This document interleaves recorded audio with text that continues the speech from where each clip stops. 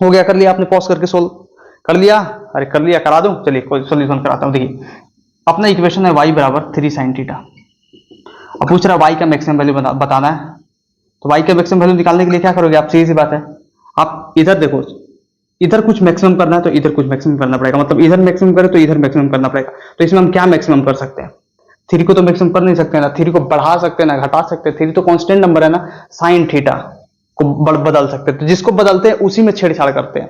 समझ में आ रहा है? इस चीज को समझिएगा, बहुत इंपॉर्टेंट है। इसको बदल सकते हैं क्योंकि थीटा का वैल्यू 0 रखेंगे तो कुछ और वैल्यू आएगा, थीटा का 90 रखेंगे तो कुछ और आएगा, 120 रखेंगे तो कुछ और आएगा, 60 रखेंगे तो 45 रखेंगे तो कुछ और आएगा, 30 रखेंगे तो कुछ और आएगा। लेकिन थ्री तो कांस्टेंट है, इसलिए थ्री को छेड़छाड़ नहीं करेंगे, साइन थीटा में छेड़छाड़ करेंगे, मतलब साइन थीटा का मैक्सिमम वैल्यू देखेंगे। मतलब साइन थीटा का मैक्सिमम वैल्यू कितना होता है? +1। तो वाई मैक्स इक्वल टू लिख देंगे 3 इंटू +1। सीधी सी बात है, मतलब 3 आ गया। मतलब +1 किसका वैल्यू डाला था मैंने? अब यहाँ पे थीटा निकालना है तो +1 डाला था साइन थीटा का, तो साइन थीटा इक्वल टू लिख दो यहाँ पे +1। मतलब यहाँ से लिख सकते हो कि साइन थीटा जो है ना वो साइन 90 के बराबर गया। सीधी सी बात है, मतलब थीटा बराबर 90 डिग्री। पिछले क्वेश्चन में और इस क्वेश्चन में क्या डिफरेंस है?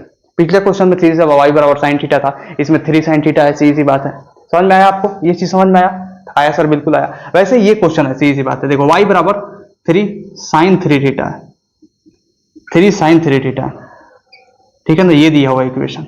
और यहाँ पे सिंपली ये इक्वेशन दिया था y बराबर 3 साइन थीटा।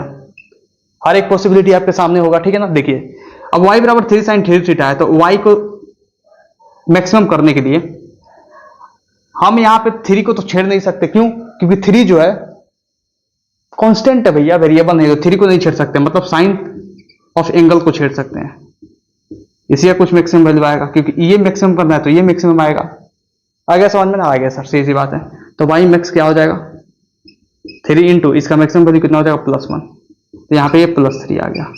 लेकिन यहाँ पे साइन 3 थीटा का वैल्यू मैंने +1 डाला था, तब 3 थीटा का वैल्यू जब +1 डाला था मैंने, तब यहाँ से थीटा का वैल्यू आएगा। कर लो, साइन 3 थीटा बराबर +1, मतलब साइन 3 थीटा बराबर साइन 90।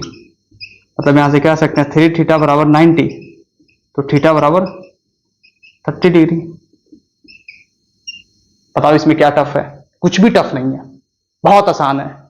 अरे है ना बबुआ, आसान से इस बात है। पहला क्वेश्चन था y बराबर साइन थीटा, दूसरा क्वेश्चन था y बराबर साइन 2 थीटा, तीसरा क्वेश्चन है y बराबर 3 साइन थीटा, चौथा क्वेश्चन है y बराबर 3 साइन 3 थीटा।